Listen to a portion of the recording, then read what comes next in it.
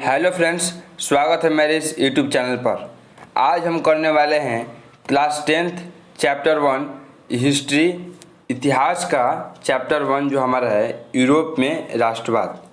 Europe में राष्ट्रवाद का आज हम लोग वीवीआई ऑब्जेक्टिव क्वेश्चंस करने वाले हैं, तो वीडियो में बने रहिए। यदि आपको वीडियो पसंद आए तो लाइक, सब्सक्राइब, शेयर जरूर करें। चलते हैं फर्स्ट क्वेश्चन की तरफ। फर्स्ट क्वेश्चन कहता है इटली तथा जर्मनी वर्तमान में किस महादेश के अंतर्गत आते हैं। यानी किस महादेश का कहने का अर्थ है किस कॉन्टिनेंट के अंतर्गत आते हैं। ऑप्शन नंबर ए है उत्तरी अमेरिका, ऑप्शन नंबर बी है दक्षिणी अमेरिका, ऑप्शन नंबर सी है यूरोप या ऑप्शन नंबर डी पश्चिमी एशिया। तो आपको याद कर लेना है इटली तथा जर्मनी यूरोप कॉन्टिनेंट में आते हैं, जिसका ऑप्शन नंबर सी करेक्ट हो जाएगा, यूरोप। अगले क्वेश्चन की तरफ बढ़ते हैं। अगला फर्स्ट अब सेकंड क्वेश्चन आता है। सेकंड क्वेश्चन कहता है कि फ्रांस में किस शासन वंश की पुनः स्थापना वियना कांग्रेस द्वारा की गई थी। जब वियना कांग्रेस किया गया था तो उस समय किस शासन व्यवस्था की फिर से स्थापना की गई थी। ऑप्शन नंबर ए है हैब्सबर्ग, ऑप्शन नंबर बी है आर्लिया वंश, ऑप्शन नंबर सी है बुर्बो वंश या ऑप्शन नंबर डी है जारशाही।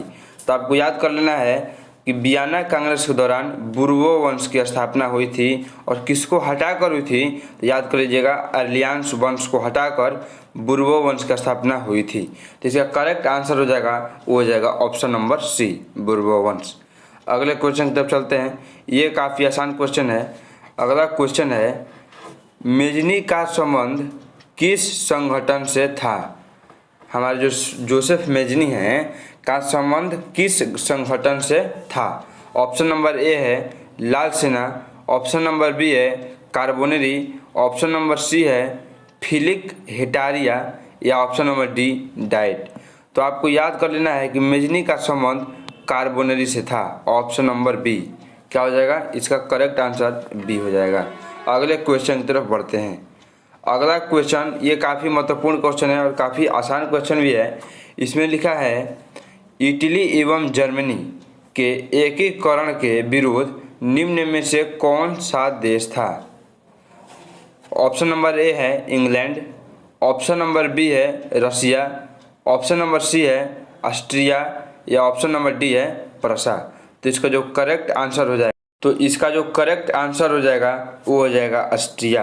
ऑस्ट्रिया जो ऐसा देश था जो कि इटली और जर्मनी के एकीकरण के विरुद्ध था, यानी उसे एकीकरण होने में बाधा उत्पन्न करता था। तो इसका करेक्ट आंसर हो जाएगा आपका ऑस्ट्रिया। क्वेश्चन नंबर 5 की बात करते हैं। ये काफ़ी आसान क्वेश्चन है। 5 क्वेश्चन कहता है कि काउंट काबूर को विक्टर इमैनुअल ने किस पद पर नियुक्त किया। काउंट काबूर को विक्टर इमैनुअल ने किस पद पर नियुक्त किया। ऑप्शन नंबर ए है सेनापति, ऑप्शन नंबर बी है फ्रांस में राजदूत, ऑप्शन नंबर सी है प्रधानमंत्री या ऑप्शन नंबर डी गृह मंत्री। तो आपको याद रखना है काउंट काबूर को विक्टर इमैनुअल ने प्रधानमंत्री के पद पर रखा था। जिसका करेक्ट आंसर हो जाएगा वो हो जाएगा ऑप्शन सी, यहाँ पर करेक्ट आंसर है। तो इसका जो करेक्ट आंसर हो जाएगा वो हो जाएगा ऑप्शन सी प्रधानमंत्री। अगले क्वेश्चन की तरफ बढ़ते हैं। अगला क्वेश्चन है, ये काफ़ी आसान क्वेश्चन है। ये क्वेश्चन देखते हैं गैरीबाल्डी पेशे से क्या था। गैरीबाल्डी जो था वो गैरीबाल्डी पेशे से क्या था। ऑप्शन नंबर ए है सिपाही, ऑप्शन नंबर बी है किसान, ऑप्शन नंबर सी है जमींदार या ऑप्शन नंबर डी नाविक। तो आपका गैरीबाल्डी जो था वो पेशे से एक नाविक था, एक बोट चलाता था, यानी नदी इस पार या समुद्र इस पार कराता होगा, यह एक नाविक था। अगले क्वेश्चन की तरफ बढ़ते हैं। अगला क्वेश्चन काफ़ी आसान क्वेश्चन है, इसमें बात करते हैं।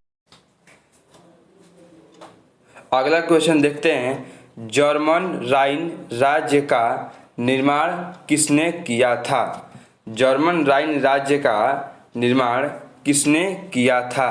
ऑप्शन नंबर ए है लुई 18वां। ऑप्शन नंबर बी है Napoleon Bonaparte. Option number C है नेपोलियन द्वितीय, या ऑप्शन नंबर डी बिस्मार्क। तो जर्मन राइन राज्य का स्थापना जो किया था वो किसने किया था? नेपोलियन बोनापार्ट ने। नेपोलियन बोनापार्ट ने ही लगभग इटली या जर्मनी की जो एकीकरण की नींव ये डाला था, और जितने भी हमारे जो सब शासक थे, जितना कि शासक करते थे, उसको हटाकर वहाँ पे स्वतंत्र कुछ नियम लागू किया था। वह कौन किया था? तो यहाँ पे हो जाएगा Napoleon Bonaparte, option number B. अगले क्वेश्चन की तरफ देखते हैं। अगला क्वेश्चन है, अगले क्वेश्चन की तरफ बढ़ते हैं। अगला क्वेश्चन कहता है जाल्वेरिन कैसी संस्था है? ऑप्शन नंबर ए है क्रांतिकारियों की, ऑप्शन नंबर बी है व्यापारियों की, ऑप्शन नंबर सी है विद्वानों की, या ऑप्शन नंबर डी पादरी एवं सामंतों की। तो आपको ये वीवीआई है, ये जो हमेशा एग्जाम में लगभग 2 या 3 बार मतलब कि पूछा जा चुका है, और हमेशा ये 2-2 साल पे इसको रिपीट किया जाता है। तब याद रख लेना है जाल्वेरिन जो है व्यापारियों का एक संस्था है। किसकी संस्था है? व्यापारियों का। तो ऑप्शन नंबर इसका बी करेक्ट हो जाएगा। अगले क्वेश्चन की तरफ बढ़ते हैं। ये बहुत ही आसान क्वेश्चन है। अगले क्वेश्चन की तरफ बढ़ते हैं। अगला क्वेश्चन है रक्त और लौह की नीति का अवलंबन किसने किया था? ऑप्शन नंबर ए है Joseph Mazzini, option number B है Adolf Hitler, option number C है बिस्मार्क, या option number D William first. तो आपको याद रख लेना है कि रक्त और लौह की नीति जो है वो हमारे बिस्मार्क साहब ने दिया था। तो इसका ऑप्शन नंबर क्या हो जाएगा? सी बिस्मार्क। बिस्मार्क इसका करेक्ट आंसर हो जाएगा। अगले क्वेश्चन की तरफ बढ़ते हैं। अगला क्वेश्चन कहता है फ्रैंकफर्ट की संधि कब हुई? फ्रैंकफर्ट की संधि कब हुई थी? यहाँ पे लिखा हुआ है ऑप्शन नंबर ए है 1864 में, ऑप्शन नंबर बी है 1866 ईस्वी में, ऑप्शन नंबर सी है 1870 ईस्वी में, या ऑप्शन नंबर डी 1871 ईस्वी में। तो आपको याद कर लेना है फ्रैंकफर्ट की संधि जो हुई थी वो 1871 ईस्वी में हुई थी। या ऐसे भी एग्जाम में आ सकता है कि किस संधि के बाद इटली या जर्मनी का एकीकरण हुआ। यदि आ जाता है एग्जाम में कि इटली का एकीकरण किस संधि के बाद हुआ, तो हुआ किस संधि के बाद? फ्रैंकफर्ट की संधि के बाद। क्योंकि फ्रैंकफर्ट की संधि 1871 ईस्वी में हुई थी, इसी वर्ष यहाँ पर इटली का एकीकरण हो गया था। इसीलिए इसका जो करेक्ट आंसर हो जाएगा वो हो जाएगा ऑप्शन नंबर डी 1871।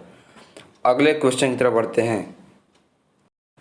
अगला क्वेश्चन कहता है नेपल्स की क्रांति कब हुई थी? नेपल्स की क्रांति कब हुई थी? ऑप्शन नंबर ए है 1820, 1821, 1822, या 1823।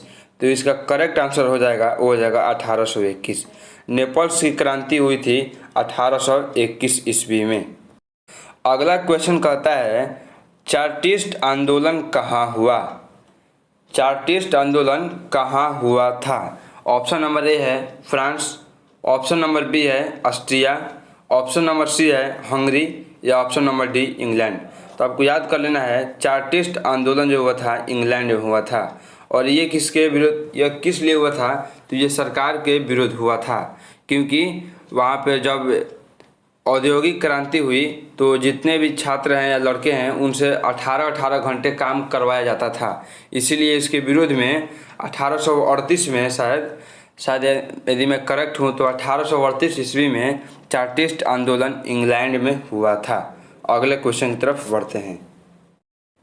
13th क्वेश्चन है यूनान को एक स्वतंत्र राष्ट्र घोषित किया गया था, अर्थात यूनान कब आज़ाद हुआ था? तो यूनान आपका 1832 ईस्वी में आज़ाद हुआ था। तो इसलिए इसका जो करेक्ट आंसर हो जाएगा वो हो जाएगा ऑप्शन नंबर बी 1832 ईस्वी में। अगले क्वेश्चन की तरफ बढ़ते हैं। अगला क्वेश्चन है कार्बोनरी संगठन किस वर्ष हुआ? कार्बोनरी संगठन किस वर्ष हुआ? ऑप्शन नंबर ए है 1832 ईस्वी में, ऑप्शन नंबर बी है 1815 ईस्वी में, ऑप्शन नंबर सी है 1810 ईस्वी में, या ऑप्शन नंबर डी है 1831 ईस्वी में। तो आपको याद कर लेना है कार्बोनेट संगठन का निर्माण जब हुआ था, कब हुआ था? 1810 ईस्वी में हुआ था। इसीलिए इसका जो करेक्ट आंसर हो जाएगा वो हो जाएगा ऑप्शन नंबर सी। अगले क्वेश्चन की तरफ बढ़ते हैं।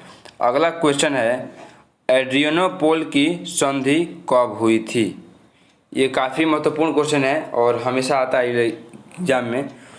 एड्रियानोपोल की संधि कब हुई थी? ऑप्शन नंबर ए है 1828 ईस्वी में, ऑप्शन नंबर बी है 1829 ईस्वी में, ऑप्शन नंबर सी है 1830 ईस्वी में, या ऑप्शन नंबर डी है 1931 ईस्वी में। याद रखना है कि एड्रियानोपोल की संधि आपका हुआ था 1829 ईस्वी में हुआ था। और किसके किसके बीच हुआ था? तो तुर्की तथा एक और देश के बीच हुआ था। याद रखिएगा, मेन इसका जो समझौता करने वाला था कौन था? तुर्की था। तो एड्रियानोपोल की संधि 1829 ईस्वी में हुआ था। अगले क्वेश्चन की तरफ बढ़ते हैं। अगला क्वेश्चन है, देखिए आ ही गया क्वेश्चन। अगला क्वेश्चन है एड्रियानोपोल की संधि किन दो देशों के बीच हुई? एड्रियानोपोल की संधि किन दो देशों के बीच हुई? ऑप्शन नंबर ए है तुर्की रूस, ऑप्शन नंबर बी है यूनान पोलैंड, ऑप्शन नंबर सी है तुर्की हंगरी, या option number D Hungary Poland. तो मैंने आपको ऊपर बता दिया था कि तुर्की तो रहना ही रहना है, तो तुर्की और तो इसका जो करेक्ट आंसर हो जाएगा वो हो जाएगा ऑप्शन नंबर ए। तो याद रखिएगा एड्रियानोपोल की संधि कब हुई थी? 1829 ईस्वी में। और किसके बीच हुई थी? तो आपको याद करना है तुर्की और रूस के बीच में हुई थी। यहाँ पर याद रख लीजिएगा। अगले क्वेश्चन की तरफ बढ़ते हैं। अगला क्वेश्चन है सेडोन का युद्ध किनके बीच हुआ था? सेडोन का युद्ध किनके बीच हुआ? ऑप्शन नंबर ए है प्रसा और ब्रिटेन, ऑप्शन नंबर बी है ब्रिटेन और फ्रांस, ऑप्शन नंबर सी है फ्रांस और प्रसा, या ऑप्शन नंबर डी प्रसा और रूस। तो इसका करेक्ट आंसर हो जाएगा ऑप्शन नंबर सी फ्रांस और प्रसा। अगले क्वेश्चन की तरफ बढ़ते हैं। अगला क्वेश्चन है पोलैंड के विद्रोह को किसने कुचल दिया? पोलैंड के विद्रोह को किसने कुचल दिया? ऑप्शन नंबर ए है रूस, ऑप्शन नंबर बी है ब्रिटेन, ऑप्शन नंबर सी है ऑस्ट्रिया, या ऑप्शन नंबर डी फ्रांस। तो इसका जो करेक्ट आंसर हो जाएगा इसका हो जाएगा ऑप्शन नंबर ए। पोलैंड के विद्रोह को किसने कुचल दिया? तो रूस ने कुचल दिया। तो 20 नंबर क्वेश्चन है सन 1870 ईस्वी में फ्रांस और प्रसा के बीच कौन सा युद्ध हुआ था? तो इसका ऑप्शन नंबर ए है सेडोन, ऑप्शन नंबर बी है सेडोवा, ऑप्शन नंबर सी है साइडान, या ऑप्शन नंबर डी है फ्रैंकफर्ट। तो इसका जो करेक्ट आंसर हो जाएगा वह हो जाएगा ऑप्शन नंबर ए सेडोन। सेडोन के युद्ध में 1870 ईस्वी में हुआ था और किसके बीच हुआ था? फ्रांस और प्रसा के बीच में। अगले क्वेश्चन की तरफ बढ़ते हैं। अगला क्वेश्चन है कि यूरोप वासियों के लिए किस देश का साहित्य एवं ज्ञान विज्ञान प्रेरणा स्रोत रहा? क्वेश्चन है यूरोप वासियों के लिए किस देश का साहित्य एवं ज्ञान विज्ञान प्रेरणा स्रोत रहा? ऑप्शन नंबर ए है जर्मनी, ऑप्शन नंबर बी है यूनान, ऑप्शन नंबर सी है तुर्की, या ऑप्शन नंबर डी है इंग्लैंड। जिसका जो करेक्ट आंसर हो जाएगा वो हो जाएगा ऑप्शन नंबर बी यूनान। यूनान का जो साहित्य था वो यूरोप वासियों के लिए प्रेरणा स्रोत था। अगले क्वेश्चन की तरफ बढ़ते हैं। अगला क्वेश्चन है युवा इटली की स्थापना कौन किया था, या युवा इटली संस्था का विकास किसने किया था? ऑप्शन नंबर ए है मेजनी ने, ऑप्शन नंबर बी है काउंट काउर ने, ऑप्शन नंबर सी है गैरिबाल्डी ने, या ऑप्शन नंबर डी है बिस्मार्क ने। तो इसका जो करेक्ट आंसर हो जाएगा वो हो जाएगा जोसेफ मेजनी ने। जोसेफ मेजनी ने युवा इटली का स्थापना 1831 ईस्वी में किया था। यंग इटली का स्थापना 1831 ईस्वी में, और यंग यूरोप का स्थापना कब किया था? 1834 ईस्वी में। याद रख लेना है यंग इटली का स्थापना 1831 ईस्वी में और यंग यूरोप का स्थापना 1834 ईस्वी में। अगला क्वेश्चन देखते हैं। अगला क्वेश्चन है बिस्मार्क निम्न में से क्या था? ऑप्शन नंबर ए है कवि, ऑप्शन नंबर बी है नाटककार, ऑप्शन नंबर सी है संगीतज्ञ या ऑप्शन नंबर डी है कूटनीतिज्ञ। इसका जो करेक्ट आंसर हो जाएगा वो हो जाएगा ऑप्शन डी। कौन सा हो जाएगा? बिस्मार्क क्या था? बिस्मार्क एक कूटनीतिज्ञ था, यानी बहुत ही बढ़िया कूटनीति जानता था। अगले क्वेश्चन की तरफ चलते हैं। अगला क्वेश्चन है सार्डिनिया पीडमाउंट का शासक कौन था? ऑप्शन नंबर ए है नेपोलियन तृतीय, ऑप्शन नंबर बी है Count Cavour, option number C है विक्टर इमैनुअल या ऑप्शन नंबर डी है विलियम प्रथम। तो इसका जो करेक्ट आंसर हो जाएगा। अगला क्वेश्चन देखते हैं दोस्तों। अगला क्वेश्चन है यूनानी स्वतंत्रता आंदोलन के दौरान कौन ब्रिटिश कवि शहीद हुए? ऑप्शन नंबर ए है Lord Byron, option number B है कौसूद, ऑप्शन नंबर सी है फ्रांसीसी डिक या ऑप्शन नंबर डी है विलियम प्रथम। तो याद रखिएगा यूनानी स्वतंत्रता आंदोलन के दौरान लॉर्ड बायरन जो थे, जो कि क्या थे, ब्रिटिश कवि थे, वो एक शहीद हुए थे। तो यहाँ पे एग्जाम में आ सकता है लॉर्ड बायरन कौन से कवि थे? रूसी कवि थे, फ्रांसीसी कवि थे या ब्रिटिश कवि थे? तो याद रख लीजिएगा यह एक ब्रिटिश कवि थे। इसका जो ऑप्शन नंबर क्या हो जाएगा? ए लॉर्ड बायरन। अगले क्वेश्चन की तरफ बढ़ते हैं। अगला क्वेश्चन है जाल्वेरिन की स्थापना किस राज्य ने की थी? ऑप्शन नंबर ए है प्रसा, ऑप्शन नंबर बी है ऑस्ट्रिया, ऑप्शन नंबर सी है सार्डिनिया या ऑप्शन नंबर डी है फ्रांस। जिसका जो करेक्ट आंसर है जाल्वेरिन की स्थापना किस राज्य ने की? तो इसका जो करेक्ट आंसर हो जाएगा वो हो जाएगा ऑप्शन नंबर ए प्रसा। तो याद रख लीजिएगा जाल्वेरिन कैसे संस्था था? तो आपको पता है जाल्वेरिन जो है व्यापारियों का संस्था था। तो इसका जो स्थापना किस राज्य ने किया था? तो इसका स्थापना प्रसा ने किया था। इसका ऑप्शन नंबर क्या हो जाएगा? ए। अगले क्वेश्चन की तरफ बढ़ते हैं। अगला क्वेश्चन है हंगरी की भाषा क्या थी? हंगरी की भाषा क्या थी? ऑप्शन नंबर ए है इतालवी, ऑप्शन नंबर बी है मैग्यार, ऑप्शन नंबर सी है पोलिश या ऑप्शन नंबर डी है फ्रेंच। इसका जो करेक्ट आंसर हो जाएगा वो हो जाएगा मैग्यार। हंगरी की भाषा का नाम मैग्यार था, ऑप्शन नंबर बी। अगला क्वेश्चन है यूनान के स्वतंत्रता संग्राम में किसकी पराजय हुई? यूनान जब आज़ादी के लिए लड़ाई लड़ रहा था तो उस समय किसकी पराजय हुई? जैसे भारत जब आज़ादी की लड़ाई लड़ रहा था तो उस समय ब्रिटिशों की पराजय हुई थी, उसी प्रकार यूनान जब आज़ादी के लिए लड़ रहा था तो उसमें जब लड़ाई हुई, जो उसका पराजय हुआ, तो किसका पराजय हुआ था? तो तुर्की का। तुर्की जो था वह यूनान के विरुद्ध था और यूनान में 2-3 देश बड़े बड़े आकर मिल गए, जैसे रूस, जर्मनी, इटली, ब्रिटिश, सभी आकर मिल गए। तो यानी तुर्की को यहाँ पे झुकना पड़ा और यहाँ पे तुर्की हार गया। इसका ऑप्शन नंबर क्या हो जाएगा? बी, तुर्की की पराजय हुई। अगले क्वेश्चन की तरफ बढ़ते हैं। अगला क्वेश्चन है मारी ऑन किस देश के राष्ट्रवाद की प्रतीक थी? मैरी ऑन किस देश के राष्ट्रवाद की प्रतीक थी? ऑप्शन नंबर ए है फ्रांस, ऑप्शन नंबर बी है रूस, ऑप्शन नंबर सी है इटली या ऑप्शन नंबर डी है जर्मनी। इसका करेक्ट आंसर हो जाएगा ऑप्शन नंबर ए, इसका हो जाएगा फ्रांस। मैरी ऑन नामक का जो स्थापना था वो किसने किया था? तो फ्रांस ने किया था। आगे बढ़ते हैं। ये बहुत ही आसान क्वेश्चन है। लिखा है यूरोपीय सभ्यता का पालना किसे कहा जाता है? यानी यूरोपीय सभ्यता जो है का पालना किस देश को कहा जाता है? ऑप्शन नंबर ए है इटली, ऑप्शन नंबर बी है फ्रांस, ऑप्शन नंबर सी है हंगरी या ऑप्शन नंबर डी यूनान। इसका जो करेक्ट आंसर हो जाएगा वो हो जाएगा ऑप्शन नंबर डी। यूनान को यूरोपीय सभ्यता का पालना कहा जाता है। तो इसका इसीलिए करेक्ट आंसर हो जाएगा ऑप्शन नंबर डी यूनान।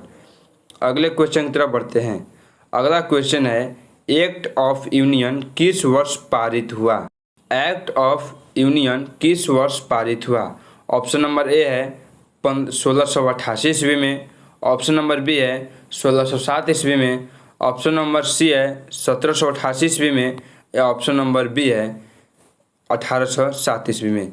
इसका जो करेक्ट आंसर हो जाएगा वो हो जाएगा 1688 ईस्वी में। 1688 ईस्वी में दोस्तों एक्ट ऑफ यूनियन पारित हुआ था और 1688 ईस्वी में। अगले क्वेश्चन की तरफ बढ़ते हैं। अगला क्वेश्चन है 1789 की क्रांति में 1789 की फ्रांसीसी क्रांति के समय वहाँ किस राजवंश का शासन था? ऑप्शन नंबर ए है ट्यूडर, ऑप्शन नंबर बी है स्टुअर्ट, ऑप्शन नंबर सी है बुर्बो वंश, या ऑप्शन नंबर डी है रोमनोव। इसका जो करेक्ट आंसर हो जाएगा वह हो जाएगा ऑप्शन नंबर सी बुर्बो। यहाँ पर बुर्बो राजवंश का शासन था और उसी को हटा के यहाँ पे दूसरा साम्राज्य लाया गया था। कब? ऑस्ट्रिया वियना कांग्रेस के अनुसार। वियना कांग्रेस जब हुआ था तो बुर्बो वंश को ही हटाया गया था। याद रख लीजिएगा 1789 की ईस्वी में कौन था वहाँ का शासक? तो बुर्बो वंश था। अगले क्वेश्चन की तरफ बढ़ते हैं। अगला क्वेश्चन है नेपोलियन संहिता किस वर्ष लागू हुआ था? नेपोलियन संहिता किस वर्ष लागू किया गया? ऑप्शन नंबर ए है 1789 में, ऑप्शन नंबर बी है 1791 में, ऑप्शन नंबर सी है 1801 में, या ऑप्शन नंबर डी 1804 ईस्वी में। तो इसलिए इसका जो करेक्ट आंसर हो जाएगा वो हो जाएगा ऑप्शन नंबर डी 1804 ईस्वी में नेपोलियन संहिता लागू किया गया 1804 ईस्वी में। अगले क्वेश्चन की तरफ बढ़ते हैं। अगला क्वेश्चन है जर्मनी के एकीकरण के लिए बिस्मार्क ने कितने युद्ध किए थे? ऑप्शन नंबर ए है 1 युद्ध किया, ऑप्शन नंबर बी है 2 युद्ध किया, ऑप्शन नंबर सी है 3 युद्ध किया, या ऑप्शन नंबर डी 4 युद्ध किया। तो इसका करेक्ट आंसर हो जाएगा वह हो जाएगा ऑप्शन नंबर सी 3। जर्मनी के एकीकरण के लिए बिस्मार्क ने लगभग 3 बार युद्ध किया था, 3 बार। अगले क्वेश्चन की तरफ बढ़ते हैं। अगला क्वेश्चन है वियना कांग्रेस में कौन राष्ट्र सम्मिलित नहीं है? यानी वियना कांग्रेस में कौन राष्ट्र इसमें से नहीं है? ऑप्शन नंबर ए है ब्रिटेन, ऑप्शन नंबर बी है फ्रांस, ऑप्शन नंबर सी है रूस, या ऑप्शन नंबर डी है जर्मनी। इसका जो करेक्ट आंसर हो जाएगा वह हो जाएगा ऑप्शन नंबर डी जर्मनी। यानी जर्मनी जो था वियना कांग्रेस में सम्मिलित नहीं था। कौन हो जाएगा? जर्मनी। या बाकी जो तीनों देश थे वह इसमें सम्मिलित थे। इसका ऑप्शन नंबर डी करेक्ट हो जाएगा। अगले क्वेश्चन की तरफ बढ़ते हैं। अगला क्वेश्चन है वियना कांग्रेस में पवित्र संघ की योजना किसने प्रस्तुत किया? ऑप्शन नंबर ए है रूस ने, ऑप्शन नंबर बी है ब्रिटेन ने, ऑप्शन नंबर सी है फ्रांस ने, या ऑप्शन नंबर डी है ऑस्ट्रिया ने। इसका जो करेक्ट आंसर हो जाएगा वह हो जाएगा ऑप्शन नंबर ए। तो याद रख लीजिएगा जो यहाँ पर आपका संघ कौन सा संघ था? तो यहाँ पर पवित्र संघ। तो पवित्र संघ की योजना किसने प्रस्तुत किया था? तो रूस ने प्रस्तुत किया था। तो इसका ऑप्शन नंबर क्या हो जाएगा? ए करेक्ट हो जाएगा। अगले क्वेश्चन की तरफ बढ़ते हैं। अगला क्वेश्चन है यंग इटली के संस्थापक थे। फिर से वो क्वेश्चन आ गया, कोई बात नहीं, रिवीजन हो जाएगा आपका। यंग इटली के संस्थापक कौन था? ऑप्शन नंबर ए है जियोबार्टी, ऑप्शन नंबर बी है Count Cavour, option number C है जोसेफ मेजनी, या ऑप्शन नंबर डी है गैरीबाल्डी। इसका जो करेक्ट आंसर हो जाएगा वो हो जाएगा मेजनी। मैं आपको बताया था यंग इटली का स्थापना मेजनी ने 1831 ईस्वी में और यंग यूरोप का स्थापना 1834 ईस्वी में किया था मेजनी ने। इसका जो करेक्ट आंसर हो जाएगा वह हो जाएगा ऑप्शन नंबर सी मेजनी। अगले क्वेश्चन की तरफ बढ़ते हैं।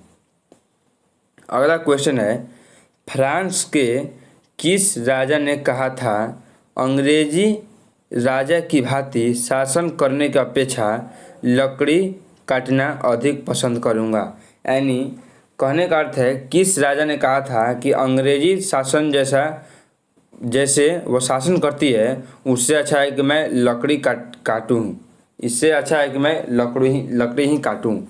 इसका ऑप्शन नंबर ए हो जाएगा लुई 16वां ने कहा था। सेकंड है नेपोलियन पापा ने कहा था। ऑप्शन नंबर बी है, ऑप्शन नंबर सी है लुई नेपोलियन ने कहा था, या ऑप्शन नंबर डी है चार्ल्स 10 ने कहा था। तो इसका करेक्ट आंसर हो जाएगा ऑप्शन नंबर डी चार्ल्स दशम ने कहा था कि जैसे ब्रिटिश शासन करते हैं उससे अच्छा मैं लकड़ी ही काट लूँगा। तो इसका करेक्ट आंसर हो जाएगा ऑप्शन नंबर डी। अगले क्वेश्चन की तरफ बढ़ते हैं। ये काफ़ी आसान क्वेश्चन है। प्रशा का शासक कौन था? ऑप्शन नंबर ए है Napoleon Bonaparte, option number B है नेपोलियन तृतीय, ऑप्शन नंबर सी है विक्टर एमेनुअल, या ऑप्शन नंबर डी है विलियम प्रथम। तो आपको याद कर लेना है, प्रशा का शासक जो था विलियम प्रथम था। इसका करेक्ट आंसर हो जाएगा, वो हो जाएगा विलियम प्रथम। अगले क्वेश्चन की तरफ बढ़ते हैं। अगला क्वेश्चन है, ये काफ़ी आसान है और इम्पोर्टेंट क्वेश्चन भी है। ये कई बार कॉम्पिटिटिव एग्जाम्स में भी पूछा जाता है। यूरोप का मरीज किसे कहा जाता है? ऑप्शन नंबर ए है रूस को, ऑप्शन नंबर बी है जर्मनी को, ऑप्शन नंबर सी है तुर्की को, या ऑप्शन नंबर डी है यूनान को। इसका जो करेक्ट आंसर हो जाएगा वो हो जाएगा ऑप्शन नंबर सी, तुर्की को यूरोप का मरीज कहा जाता है, यानी तुर्की, ऑप्शन नंबर सी। आगे बढ़ते हैं। अगला क्वेश्चन है, नेपोलियन ने जर्मनी में किस संघ की स्थापना की?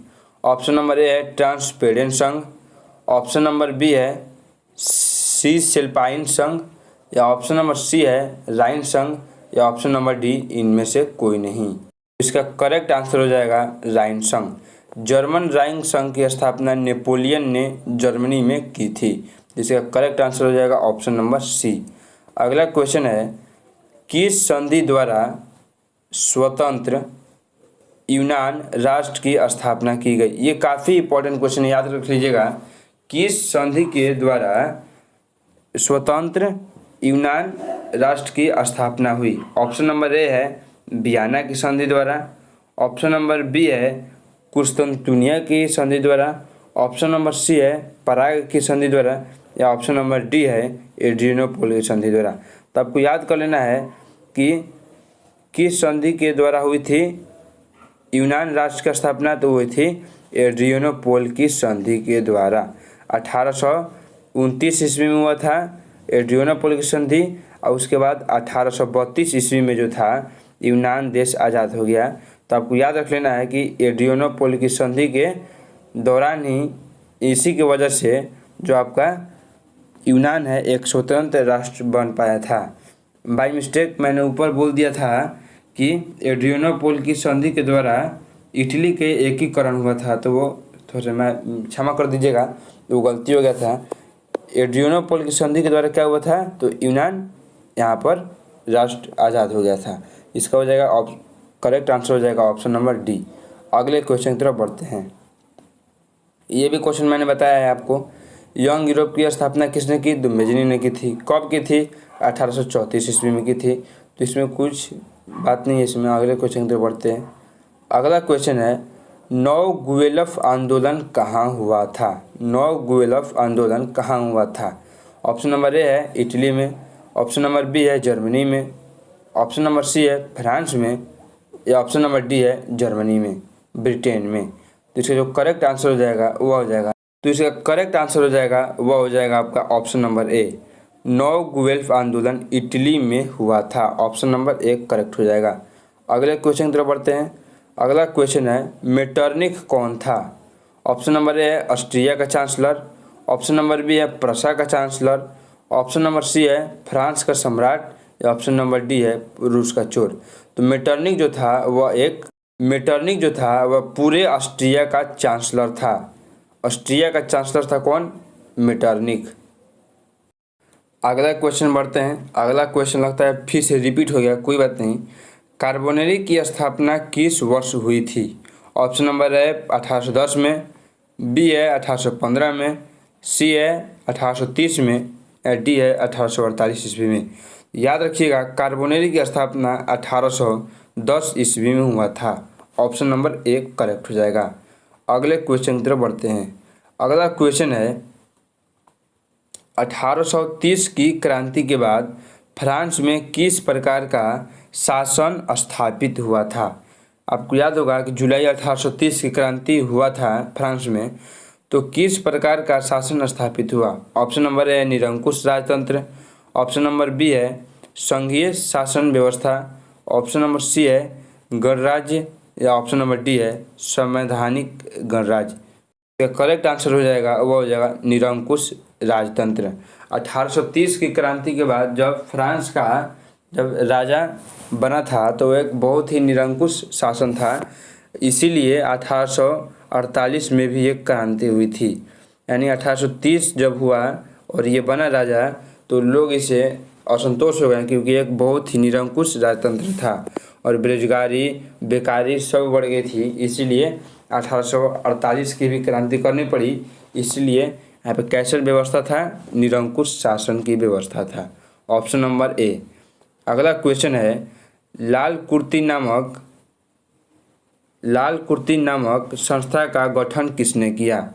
ऑप्शन नंबर ए है बिस्मार्क ने, ऑप्शन नंबर बी है काउंट काबूर ने, ऑप्शन नंबर सी है मेजरी ने, या ऑप्शन नंबर डी है गैरीबाल्डी ने। तो इसका करेक्ट आंसर हो जाएगा वह हो जाएगा गैरीबाल्डी।